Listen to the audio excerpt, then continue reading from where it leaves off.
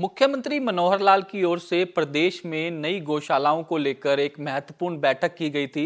बैठक में कृषि मंत्री जेपी दलाल और हरियाणा गौ सेवा आयोग के चेयरमैन श्रवण कुमार गर्ग भी मौजूद थे। इस वक्त हमारे साथ बातचीत करने के लिए हरियाणा गौ सेवा आयोग के चेयरमैन श्रवण कुमार गर्ग जी मौजूद है। सर, एक महत्वपूर्ण बैठक हुई थी, बैठक में क्या कुछ विषय रखे गए थे और किन विषयों पर चर्चा की गई? हरियाणा गौ सेवा आयोग की तरफ से आहूत बैठक थी ये। इसमें माननीय मुख्यमंत्री मनोहर लाल जी ने स्वयं संज्ञान लेकर इस मीटिंग को किया और इस मीटिंग में हरियाणा की धरती पर एक भी गौमाता सड़क पर ना रहे, उसके लिए बेसहारा गौवंश मुक्त हरियाणा, उसके लिए प्रबंधन करने की योजना 15 से 29 फरवरी तक एक अभियान चलेगा। उस अभियान के अंदर हमने गौशालाओं से सहमति ले ली है। लगभग 61,000 गौवंश की गौशालाओं ने हमें सहमति दी है, जो पुरानी गौशालाएँ हैं, कि हम 100 गायें ले लेंगे, हम 200 ले लेंगे, हम 500, जिनकी जितनी कैपेसिटी है उसके अनुसार उन गौशालाओं को उतना गौवंश देने की योजना हमारी ये है, जिससे कि सड़क पर गौवंश ना रहे। अगर सड़क पर गौवंश नहीं होगा तो ये दुर्घटनाओं में भी कमी आएगी, खेतों में नुकसान भी बचेगा, तारबंदी भी बचेगी और लोगों की परेशानियां कम होगी। इसके लिए हरियाणा की जो भारतीय जनता पार्टी की सरकार है कृत संकल्प है और उसी अभियान को, पीछे भी हमने कई अभियान लिए, परंतु अब क्या हम फाइनल अभियान की तरफ चल रहे हैं कि हरियाणा की गौशालाओं में 662 गौशाले हमारे पास रजिस्टर्ड हैं। सभी गौशालाओं में 2 बार ग्रांट भी दे चुके हैं हम। लगभग 80 करोड़ रुपया गौशालाओं में पिछले 6 महीने के अंदर जा चुका है, चेक के माध्यम से भी, ऑनलाइन भी। तो गौशाला भी संतुष्ट हैं और आगे गौशाला लेने के लिए तैयार हैं। उनको पोर्टल के माध्यम से ही उनको पैसा दिया जाएगा, जितना गौवंश वो लेंगी। तो ये अभियान हमारा सफल होने वाला है, इस पे हमने फैसला ले लिया है। तो कब तक इस अभियान को शुरू किया जाएगा और क्या तैयारियां जो है हरियाणा गौ सेवा आयोग की तरफ से कर ली गई है और किस तरीके से गोवंश को जो है गौशाला में पहुंचाया जाएगा? कोई टैगिंग भी लगाई जाएगी या फिर किस तरीके से आपने ये प्रक्रिया जो है वो शुरू की है? किसी भी गौशाला में जो गौवंश जाएगा, जो पिछले गौवंश पे जो है वो हमारा पीला टैग है, येलो टैग है, और अब जो हमारा टैग लगेगा वो गुलाबी लगेगा नए गौवंश पे। जैसे पिछले गौशाला में 600 गौवंश है तो 600 की ग्रांट हम देते आ रहे हैं। 600 से अलावा उसने 200 लेने की बात की है तो 200 पे गुलाबी टैग लगेगा और पोर्टल के माध्यम से उसकी वेरिफिकेशन, डिपार्टमेंट के माध्यम से वेरिफिकेशन होकर उनके खाते में पैसे चले जाएंगे या उनको चेक के माध्यम से वो पैसा मिल जाएगा।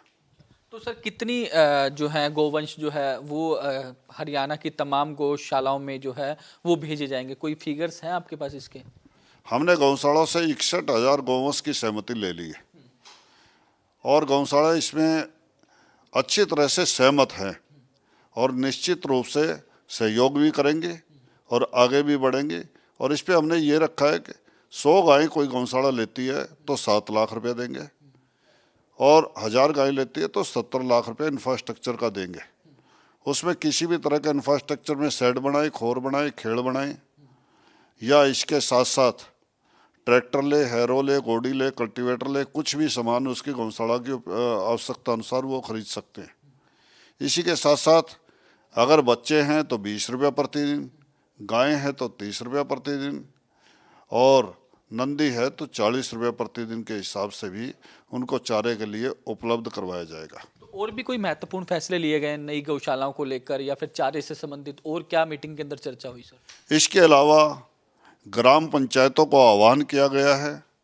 पंचायत विभाग के अधिकारी भी उसमें बैठक में थे, स्थानीय निकाय के भी थे, कि नई गौशालाओं के लिए पंचायतें प्रस्ताव पास करके दे, गांव की कमेटी बनाएं और ग्राम सभा का प्रस्ताव, ग्राम पंचायत का प्रस्ताव करने के पश्चात और गांव की कमेटी बनाने के पश्चात उसको डिप्टी कमिश्नर के पास फाइल को भेज दें। सरकार उसको अप्रूव करके अनुमति दे देगी तो वो गौशाला अपनी खोल ले। तो इस प्रकार से नई गौशालाओं के लिए भी हमने 100 गायों पे 10 लाख रुपए का प्रावधान रखा है और इसी प्रकार से 20, 30, 40 रुपए का जो मैंने बताया, ये इस पे भी अभियान पे हम काम कर रहे हैं। कुछ गौशालाओं के हमारे पास प्रस्ताव भी आए हैं, वो हमने सरकार के संज्ञान में ला दिया है और आगे और भी पंचायतों के प्रस्ताव हमारे पास आने की संभावनाएं हैं। पंचायतें भी उस पर लगी हुई है। इसी के साथ साथ एक योजना हमारी गौवन की है। जैसे 50 एकड़, 100 एकड़, 80 एकड़, 200 एकड़ में जो पंचायत प्रस्ताव पास करके देती है, हम उसके अंदर गौवन की योजना पे काम कर रहे हैं। 100 गायों पे 10 लाख रुपया देंगे, तो मान लो 5,000 गायों के रखते हैं तो 5 करोड़ रुपया बैठता है। अगर 1000 का है तो 1 करोड़ रुपया, उसी रेशो में सब। और ये 20, 30, 40 वाला भी उसी तरह से रहेगा। ये प्राकृतिक रूप से ऐसा होगा जैसे लायन सेंचुरी होती है कि जंगल में शेर रहता है, इसी प्रकार गौ माता खुले में रहें और उनकी व्यवस्था सामाजिक संस्था करे, ग्राम पंचायत, गांव के लोगों के साथ मिलकर, और उसमें किसी तरह की कमी हो उस चीज़ को वो पूरा करें। सरकार उसमें भरपूर सहयोग करेगी।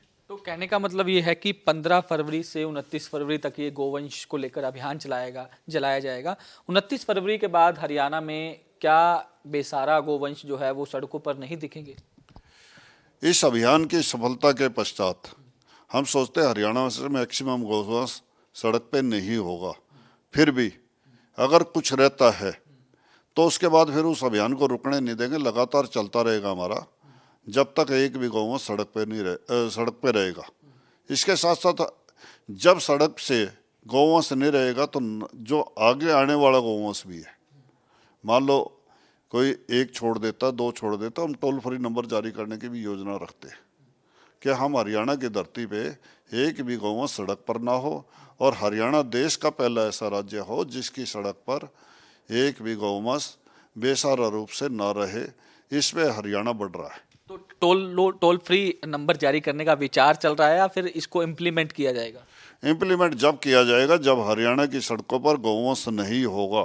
जब हम इस अभियान की सफलता की ओर होंगे तब हम टोल फ्री नंबर पे चलेंगे। शुक्रिया हमसे बातचीत करने के लिए। तो ये थे हमारे साथ हरियाणा गौ सेवा आयोग के चेयरमैन श्रवण कुमार गर्ग, जिनका साफ तौर पर कहना है कि कल जिस तरीके से एक मीटिंग हुई, मीटिंग के अंदर मुख्यमंत्री की ओर से साफ तौर पर निर्देश दिए गए कि 15 फरवरी से 29 फरवरी तक हरियाणा के अंदर एक विशेष अभियान चलाकर जो बेसहारा गोवंश है उनको गौशालाओं में पहुंचाया जाएगा। पंचकुला से वीडियो जर्नलिस्ट जतिन के साथ साहिल रुखाया, इंडिया न्यूज।